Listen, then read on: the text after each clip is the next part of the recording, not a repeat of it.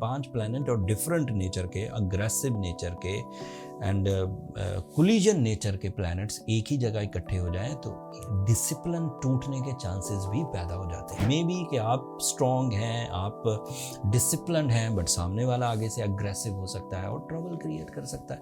So you have to careful. अक्लमंदी ये तकाजा करती है कि जो पॉजिटिव साइड है उसको ग्रैब किया जाए, अपने फाइनेंस बढ़ाए जाएं, अपने रिलेशंस बढ़ाए जाएं, अपनी रिस्पेक्ट बढ़ाई जाए।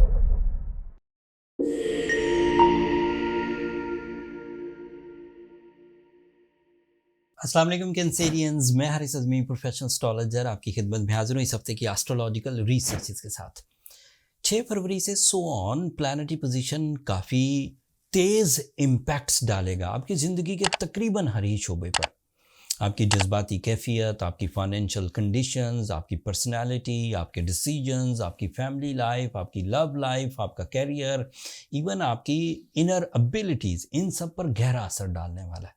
एक तो नया चांद होगा 11 तारीख को, एंड नया चांद ऑब्वियसली एक बूस्टर होता है फॉर योर इमोशंस, एंड ये आपके लिए 8th एंगल पर होगा। 8th एंगल पर कुछ चीज़ें तो पॉजिटिव जनरेट होंगी, जैसे आप ज़्यादा ड्यूटीफुल होंगे, ज़्यादा अहमियत वाले फ़ैसले करेंगे, उन फैसलों का इम्पैक्ट आपकी ज़िंदगी पर काफ़ी गहरा आएगा। बट इसका नेगेटिव इम्पैक्ट क्या है? सॉरी टू से, अगर आप एंग्जाइटी में हैं कैंसेरियन, तो बाय योर इमोशनल बूस्टर उस एंग्जाइटी में, उस सोच में, उस फिक्र में इजाफा हो जाएगा। आप अगर किसी लॉस के बारे में सोच रहे हैं तो ज़्यादा ही सोचेंगे। अगर आप किसी रिश्ते के खो जाने के बारे में सोच रहे हैं तो ज़्यादा ही सोचेंगे। अगर आप किसी प्लान के फ्लॉप हो जाने की तरफ सोच रहे हैं तो ज़्यादा ही सोचेंगे। सो जज्बाती कैफियत बूस्ट करेगी, उसमें आपकी सिचुएशन पॉजिटिव है तो पॉजिटिविटी बूस्ट में जाएगी, और अगर आपकी सिचुएशन नेगेटिव है, आप उन दिनों किसी बीमारी के पेन में से गुज़र रहे हैं, किसी रिलेशनशिप की पेन में से गुज़र रहे हैं, किसी फाइनेंशियल डिस्ट्रक्शन की पेन में से गुज़र रहे हैं, तो फिर वो भी इंक्रीज़ करेगी। तो इसके 2 असरात हैं। एक दूसरी खबर है, मार्स भी आपके 8th एंगल पर आ जाएगा, एक्वेरियस एंगल पर। मार्स 8th एंगल पर अकेला कुछ ज़्यादा प्रोडक्टिव नहीं होता, लेकिन बहरहाल फ्रेंडली कहलाया जा सकता है।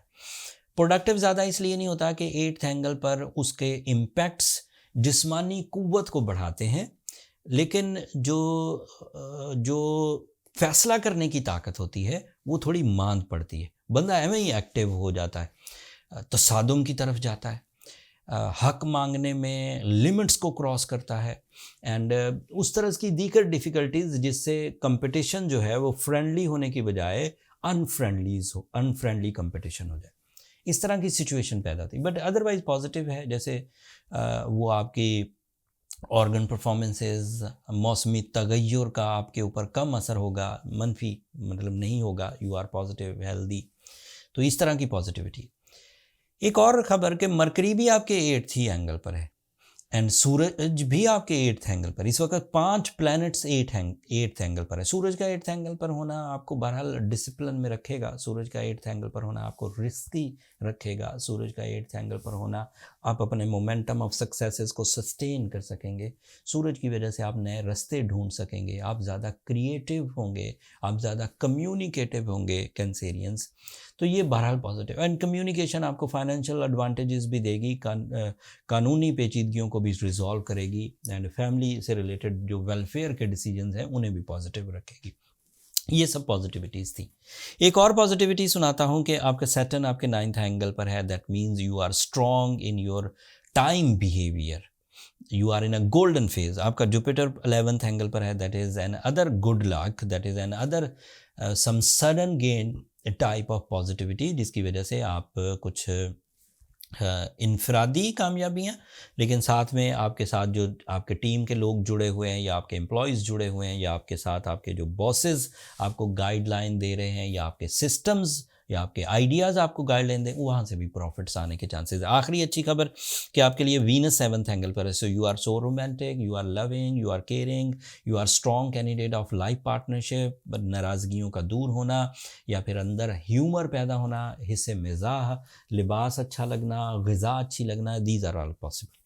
अब ये सब पॉजिटिव खबरें थी जो इन्हीं प्लैनेट्स के एवज इनके पॉजिटिव एंड थे। अब इनके नेगेटिव एंड सुनिए। मार्स 8th एंगल पर, सूरज 8th एंगल पर, प्लूटो 8th एंगल पर, नया चांद 8th एंगल पर, मरकरी 8th एंगल पर। ये एक ही एंगल पर, एक्वेरियस एंगल पर, 8th एंगल पर, it is a angle of losses. So that is very possible and it is rare. हाँ, ये कभी कभार होता है। मोस्टली लोग अपनी सलाहियतों से इसे कवर कर जाते हैं, लेकिन जब 5 प्लैनेट और डिफरेंट नेचर के, अग्रेसिव नेचर के एंड कोलिजन नेचर के प्लैनेट्स एक ही जगह इकट्ठे हो जाएं तो डिसिप्लिन टूटने के चांसेस भी पैदा हो जाते हैं। मिसाल के तौर पर आप कोई जर्नल से एफर्ट्स करें लेकिन आगे से जो रिप्लाई है वो बड़ा हार्श आ जाए, एंड इसका इम्पैक्ट इंडिविजुअल्स तक महदूद नहीं रहेगा कैंसेरियन, सिर्फ आप, ये दूसरे पर भी असर करेगा। ये सोलर सिस्टम के हर ही नेचर पर असर करता है। Aries, Geminis, Taurus, Cancerians, Leo, Virgo सब पर असर करेगा। तो मे बी कि आप स्ट्रॉन्ग हैं, आप डिसिप्लिन हैं, बट सामने वाला आगे से अग्रेसिव हो सकता है और ट्रबल क्रिएट कर सकता है। So you have to careful. फिर बात यहाँ भी ख़त्म नहीं हुई कि 1 on 1 2 लोग हैं, दोनों में आपस में कुछ कंपनीज़ का कंपनीज़ के साथ तसादुम, या फिर सोसाइटीज़ का सोसाइटीज़, ग्रुप्स का ग्रुप्स के साथ, या नेशनल वाइज ट्रबल्स, या कानूनी मामलात का उलझाव, या इंटरनेशनल इश्यूज़, या फिर मौसमी तगय्युर, या फिर पॉलिसीज़ का डिफ़र करना एक दूसरे से, और उससे आपके अंदर की तबीयत जो है इमोशनल वो बाउंड्री लेस हो जाए।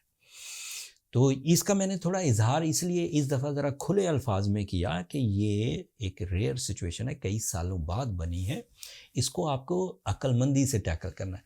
सुबह रोज़ आती हैं, रोज़ सूरज तुलू होता है, आपको डील करना आ जाता है। सर्दियाँ हर साल आती हैं, आपको डील करना आ जाता है। रात हर रोज़ आती है, आपको डील करना है। जो रेयर कंडीशन होती हैं और सिवियर होती हैं और इम्पॉर्टेंट भी होती हैं, पॉजिटिव इम्पैक्ट्स भी हैं उसके, कुछ नेगेटिव इम्पैक्ट्स भी हैं, तो अक्लमंदी ये तकाजा करती है कि जो पॉजिटिव साइड है उसको ग्रैब किया जाए, अपने फाइनेंस बढ़ाए जाएं, अपने रिलेशंस बढ़ाए जाएं, अपनी रिस्पेक्ट बढ़ाई जाए, अपनी नेचुरल एबिलिटी इन्हेंस की जाए, अपने करियर को कामयाबी की तरफ हमकिनार किया जाए, अपने बिलीव्स को पुख्ता रखा जाए, अपनी दीगर भी जो जिम्मेदारियां हैं उसे अच्छे अंदाज से परफॉर्म किया जाए। बट क्योंकि इसका एक नेगेटिव इम्पैक्ट भी है, इसलिए डिसिप्लिन में रहना ज़रूरी है। अगर आपको लगे कि आप बहुत तेज़ी से डिसीजंस ले रहे हैं और उनके इम्पैक्ट्स बड़े नेगेटिव हो रहे हैं, नाराज़गियाँ पैदा हो रही हैं, झगड़े पैदा हो रहे हैं, या आप अपने आप को ही स्टेक पर लगाए हुए हैं, किसी तरह की कानूनी पेचीदगी में फंस सकते हैं, किसी तरह के रिसोर्सेज डिक्रीज़ या डिस्ट्रॉय हो सकते हैं, किसी तरह की फ़िक्र या ज़हनी कैफियत उलझन में जा सकती है, किसी मोहब्बत को आप डिस्टर्ब कर रहे हैं, इजहार मोहब्बत को अच्छे अंदाज से परस्यू नहीं कर रहे, तो ऐसी सिचुएशन में आपको थोड़ा ठहरना चाहिए। इत्मीनान के लिए, दिल के इत्मीनान, दिमाग के इत्मीनान के लिए आपको सूरह शम्स पढ़नी चाहिए 5 दफ़ा एक दिन में। इकट्ठे भी पढ़ सकते हैं, मुख्तलिफ टाइमों पर भी पढ़ सकते हैं। As Cancerian, ruby is a friendly stone. अगर नेचुरल है तो आपके अंदर स्ट्रेंथ पैदा करेगा, पेशेंस पैदा करेगा, स्पिरिचुअलिटी इंक्रीज करेगा।